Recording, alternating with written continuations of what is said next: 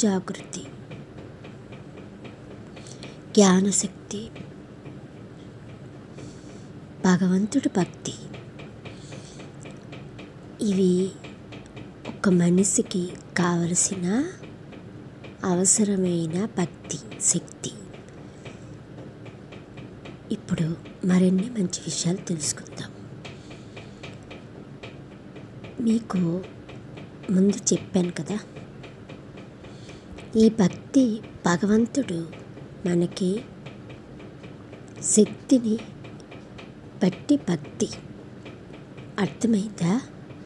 శక్తి ఉంటేనే భక్తి చేయగలం, శక్తి లేకపోతే భక్తి చేయలేం. అంటే భగవంతుడిని మనం భగవంతుడే లేకపోతే మనం లేనట్టే కదా. అదే భక్తి. దేవుణ్ణి ఎవరైతే నమ్ముతారో దేవుడు ఉన్నాడని ఆ మనిషికి ఎంతో శక్తి, ఎంతో నమ్మకం, భక్తి సకలం ఆ మనిషిలోనే ఏర్పడి ఉంటుంది. అన్నమయ్య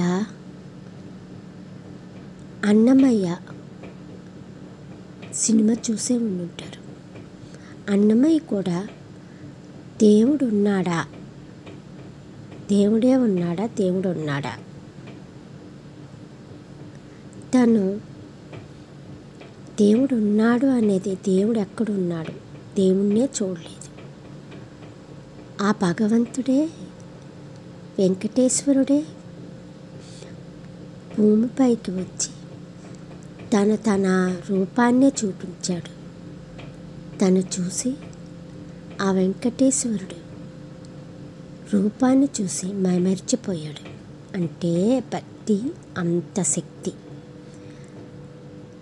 నమ్మకం అంత శక్తి. కాబట్టి ఇక్కడ మనం తెలుసుకోవాల్సింది శక్తి భక్తి రెండు ఒకటే. అర్థమైందా? శక్తి కోల్పోతే భక్తిని కూడా కోల్పోయినట్టే. దేవుణ్ణి పలకడానికి కూడా నోరు రాదు. అదనమాట. ఒంట్లో బలం ఉంటేనే మాట్లాడగలం. ఆ బలమే లేకపోతే ఏ మాట ఆడలేం. అర్థమైంది కదా? దేవుడి వద్ద దేవుడి దగ్గరికి వెళ్ళి నమస్కరించడానికి కూడా సరిపోదు. మన శక్తి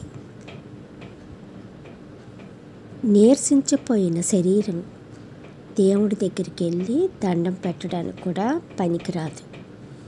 మన శరీరం అంటే శక్తి కూడా కావాలి అని అంటే భక్తి ఉండాలి, భక్తి కూడా కావాలి అంటే శక్తి ఉండాలి. రెండు సమానంగా ఉండాలి. అర్థమైందా?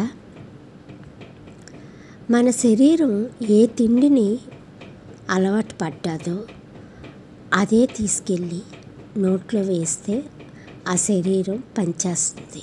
అర్థమైందా?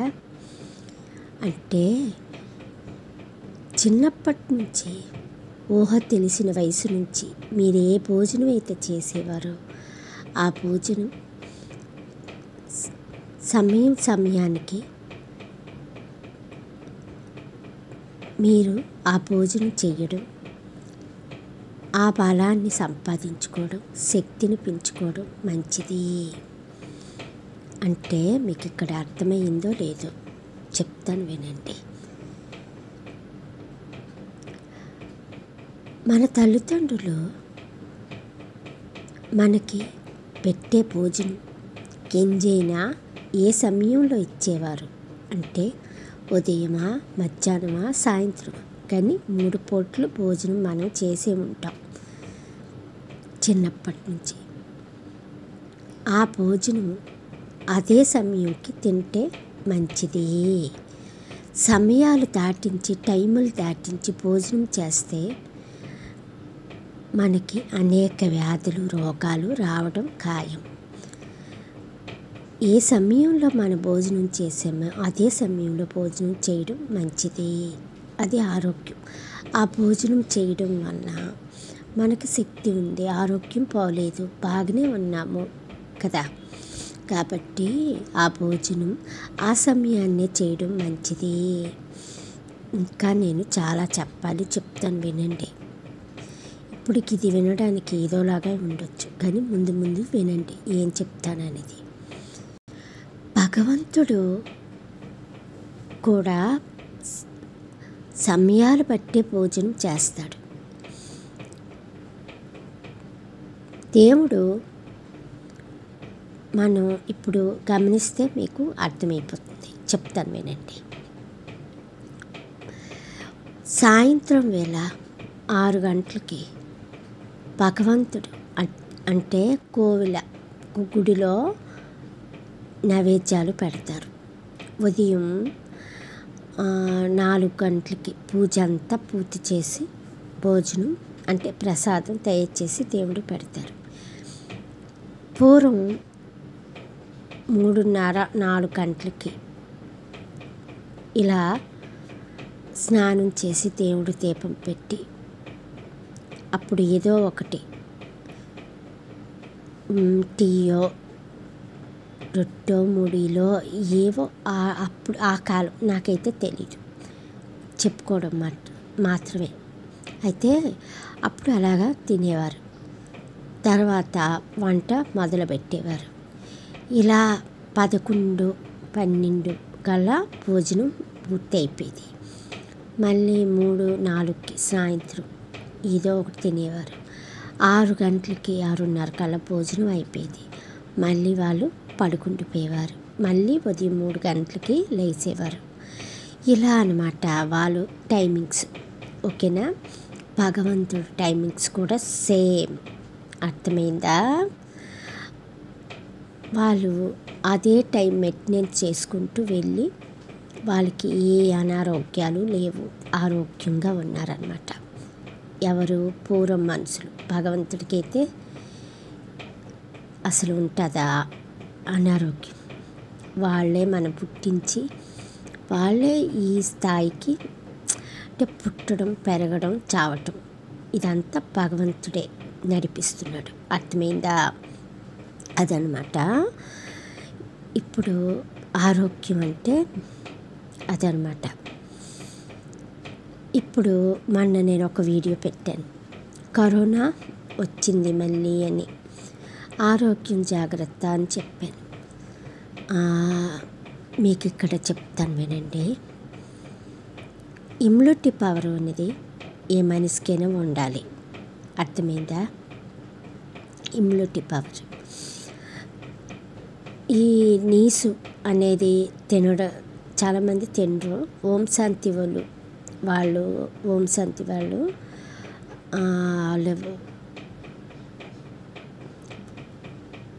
శివుడు భక్తులు. వాళ్ళు నీసు తినరు. మనలాంటి వాళ్ళు ఓం శాంతికి వెళ్తే ఓం శాంతి నీసు తినకూడదు అని వాళ్ళు చెప్తారు, ఓం శాంతి వాళ్ళు. అయితే తిని ఉన్న శరీరాన్ని తినకూడదు అంటే సడన్గా మనలోని ఆ విటమిన్స్ లోపం వస్తుంది. చెప్తాను వినండి సరిగ్గా. పుట్టుకతోనే అలవాటు లేని శరీరం అయితే పర్వాలేదు. సగం కాలానికి వచ్చిన తర్వాత తిని అప్పుడు సడన్గా నీసు మానేస్తే ఆ లోపం వస్తుంది. Chicken immunity power. ఆ చికెన్ అనేది కరోనాకి ఒక మెడిసిన్ లాంటిదే, తినాల్సిందే.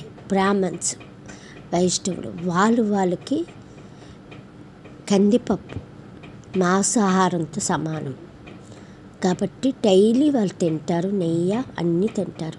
కొంతమంది నెయ్యి తినకపోయిన వాళ్ళు ఉంటారు, పాలు తాగకపోయిన వాళ్ళు ఉంటారు. ఈ నీసు మానేసిన వాళ్ళు ఎవరైనా అందులోని వాళ్ళకి ఎలా ఎక్కుతుంది విటమిన్, అదే ఇమ్యూనిటీ పవర్ అలాగా. కాబట్టి ఇప్పుడున్న జబ్బులకి మనం చిన్నప్పటి నుంచి ఏదైతే మనకు అలవాటు ఉందో బాడీకి విటమిన్స్, బలము, ఇమ్యూనిటీ పవర్ ఇవన్నీ అవసరం.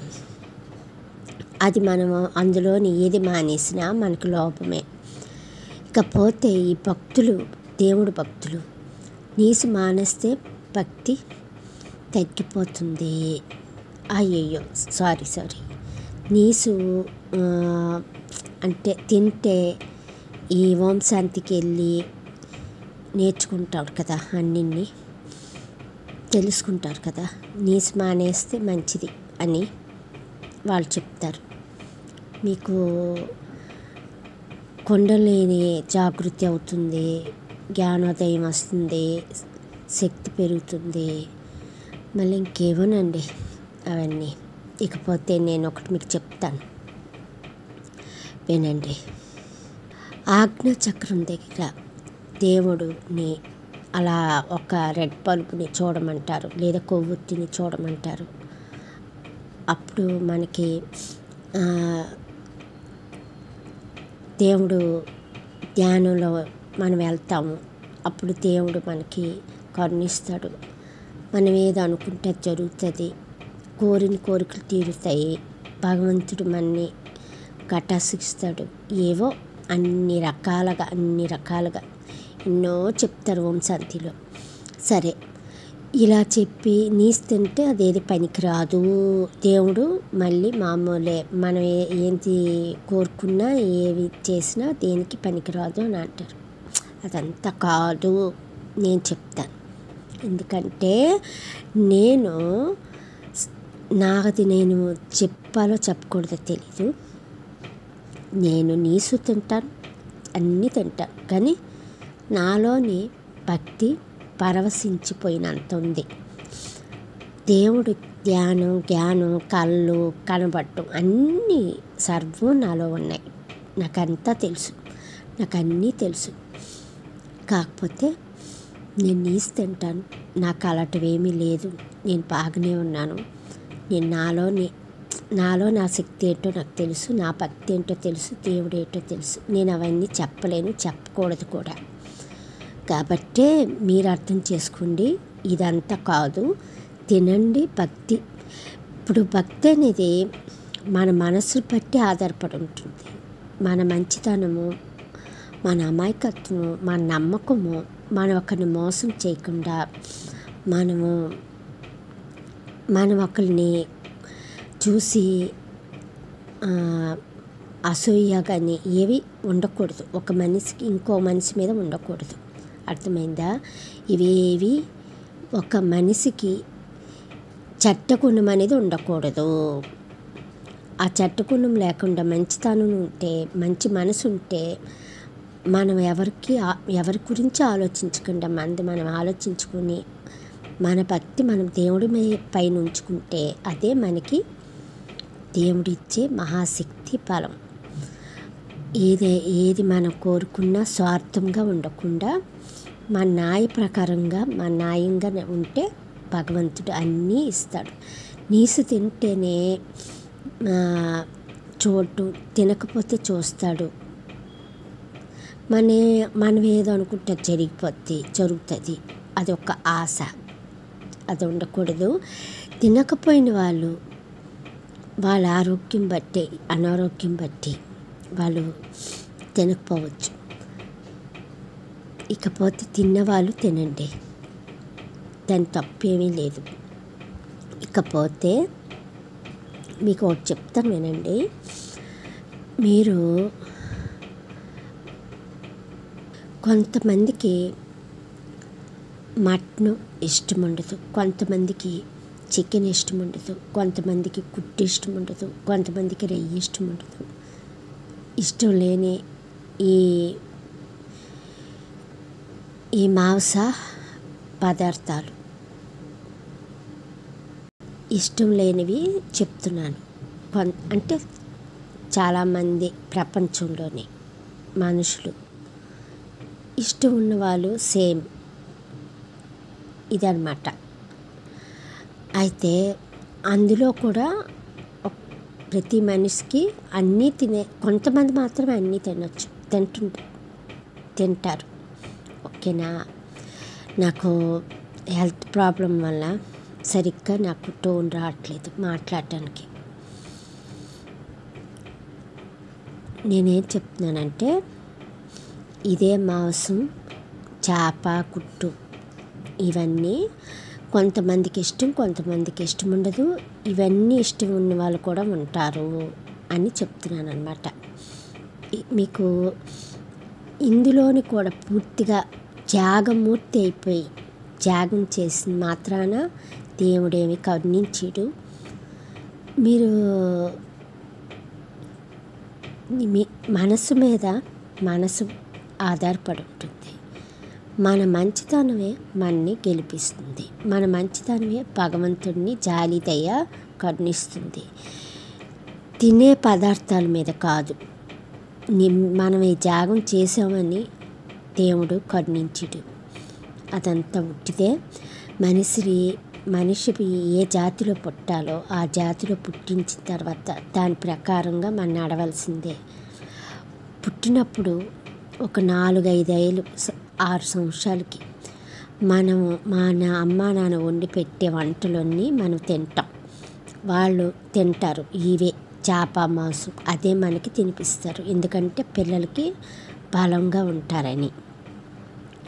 మనం ఒక వయసు వచ్చాక దాన్ని మానేసి భక్తి భావన అని మనం అనుకుంటాం. కానీ వాళ్ళు ఆ భక్తి భావన నుంచే వాళ్ళు ముసలైపోయి అంత జరిగిపోతుంది. వాళ్ళ కాలం వాళ్ళకి జరిగిపోవచ్చు, పూర్తి అయిపోవచ్చు. కానీ మీకు ఒకటి చెప్తున్నాను చూడండి. సగం కాలానికి ఈ త్యాగాలేటండి.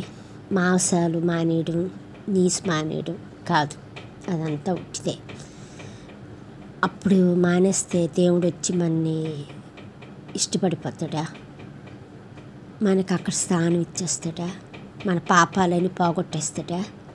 మన పాప త్యాగాలన్నీ పోతాయా? మన ఒళ్ళు, మన శరీరం, ఇంకేంటి సంకటం, ఏదో తిట్టాలనిపిస్తుంది నాకు. కాకపోతే అదంతా ఉట్టిదేని. ఇవన్నీ కాదు, అదంతా ఉట్టిదే. మన పాపాలు పోగొట్టుడు మనకేమీ చేయడు. ఎందుకంటే ఆల్రెడీ మన బాడీలో ఆ నీసు పదార్థం ఉంటుంది.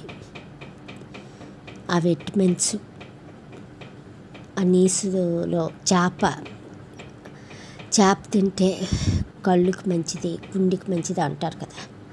ఆ విటమిన్స్ ఉంటాయి అనేసి అవన్నీ ఉంటాయి. అవన్నీ ఏమి పోవు. ఆ నీసుతోనే మన శరీరం పెరిగింది. అర్థమైందా? బ్రాహ్మణ్స్ కాదు కదా పుట్టినప్పటి నుంచి తినకపోవడానికి. మన పప్పు దినుసులతోనే మన విటమిన్స్, మన బాడీ పెరగడానికి. అర్థమైందా? కాదండి, ఇదంతా అబద్ధం. మీరు తినేవాళ్ళైతే తినండి. అది మానేసి మీ పాపాలు ఏం పోవు, మీ పుణ్యం ఏమి వచ్చేది, దేవుడు ఏమి ఇది అయిపోడు. ఆల్రెడీ బాడీ అలవాటు పడిన బాడీ, శరీరం ఆ తినే పదార్థాల్లోనే బాడీ పెరిగింది. కాబట్టి ఇదంతా ఉట్టిదే, అబద్ధం. దేవుడు మన మనసులోనే, మన మనసు బట్టి భగవంతుడు ఉంటాడు. మన బుద్ధిని బట్టి మనకి కరుణిస్తాడు. అర్థమైందా?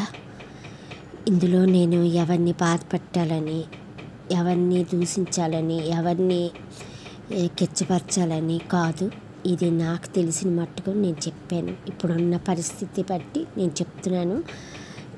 ఇమ్యూనిటీ పవర్ చాలా అవసరం. తినండి, మంచిగా ఆరోగ్యం ఉంచుకోండి. అనారోగ్యం ఉన్నవాళ్ళు తినకూడదు అనుకున్న వాళ్ళకి తినకూడదు. అది తింటే ప్రాబ్లం అనుకున్నప్పుడు ప్రాబ్లమే, తినకండి. ఆరోగ్యంగా పుష్టిగా ఉన్న వాళ్ళు తినండి. విటమిన్స్ ఉంటాయి, ఇమ్యూనిటీ పవర్ పెరుగుతుంది, మంచిగా ఉంటారు. నేను చెప్పింది తప్పకుండా అందరూ పాటించండి. మళ్ళీ మరిన్ని విషయాలతో మంచి విషయాలతో మీ ముందుకు వస్తాను. ఈ మాటలు మీకు ఏమైనా ఎవరికైనా ఇబ్బంది కలిగి ఉంటే క్షమించండి, ఓకేనా. నాకు హెల్త్ బాగోపోయినా సరిగ్గా మాటలు ఆడలేకపోతున్నాను, అయినా సరే మీకోసం చెప్పాలని అనుకున్నాను. ఎందుకంటే ఇప్పుడున్న పరిస్థితి బట్టి అందరూ మంచిగా ఉండాలి, ఆరోగ్యంగా ఉండాలని, ఓకేనా.